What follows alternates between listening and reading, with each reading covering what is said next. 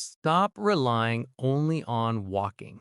I know that sentence can feel upsetting. It can feel wrong. It can feel like advice you were never supposed to hear. But if you are over 65 and walking is the only exercise you are doing, I need you to listen carefully because this message could protect your independence for years to come. Walking has been praised for decades. Doctors recommend it, friends encourage it, health articles repeat it over and over. Just walk, keep moving, stay active. And let me say this clearly, walking is not bad. Walking is good for your heart. Walking helps circulation. Walking supports mental health. Walking reduces stress. But after the age of 65, walking alone is no longer enough to protect your body from weakness, instability, and falls. I say this as a surgeon who has spent decades working with older adults. I have treated people in hospitals, in rehabilitation centers, and in long-term care settings. I have seen strong bodies stay independent. I have seen capable people lose confidence. And I have seen lives change forever after a single fall. And there is one story I hear again and again. Someone sits across from me and says proudly, I walk every day. They believe that sentence should protect them. They believe it should be enough. But then the truth slowly comes out. They need their hands to stand up from a chair. They feel unsteady stepping into the shower.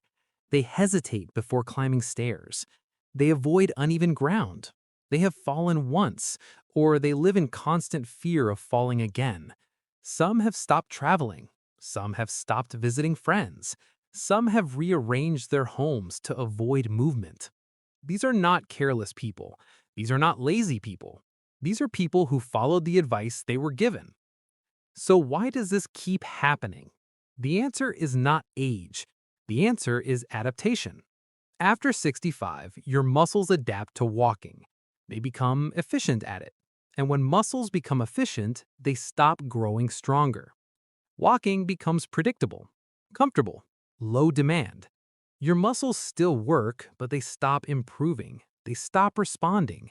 They stop rebuilding. Strength needs resistance. Balance needs challenge. Reaction speed needs sudden demand. Bones need load. Walking provides very little of these after a certain point. That is why so many people walk every day and still feel weaker every year.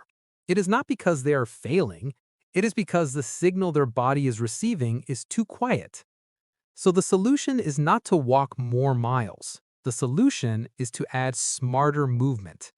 Today, I want to show you 3 simple, surgeon-approved movements that directly target what walking misses. They are safe, they are gentle, they are realistic, and they can be done at home in less than 10 minutes a day. These movements do not just slow decline, they help reverse it.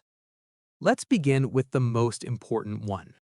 The first movement is called the sit to stand, sometimes known as the chair squat. This is not just an exercise. This movement decides independence. Every time you stand up from a chair, a toilet, a car seat, or a bed, your body must perform this motion. When this movement weakens, daily life becomes difficult. When it disappears, independence disappears with it. Here is how to do it correctly. Find a sturdy chair that will not slide. Stand in front of it with your feet about shoulder width apart. Your toes should point forward. Your chest should stay tall. Now slowly push your hips back. Lower yourself toward the chair with control. The moment you lightly touch the seat, stop. Do not sit down. Do not relax. Push through your heels. Tighten your thighs and hips. Stand back up tall. That is 1 repetition. Start with 5 repetitions 3 times per week. This movement strengthens your thighs, hips, and core. It retrains the communication between your brain and your muscles. It teaches your body how to stand safely again. Research consistently shows that the ability to rise from a chair without using your hands is one of the strongest predictors of independence and long-term health in older adults. If you need your hands at first, that is okay. Use them lightly. Over time, reduce how much you rely on them. Progress matters more than pride. Walking moves you forward. This movement lifts you upward. Upward movement requires far more strength. Most serious falls do not happen while walking straight.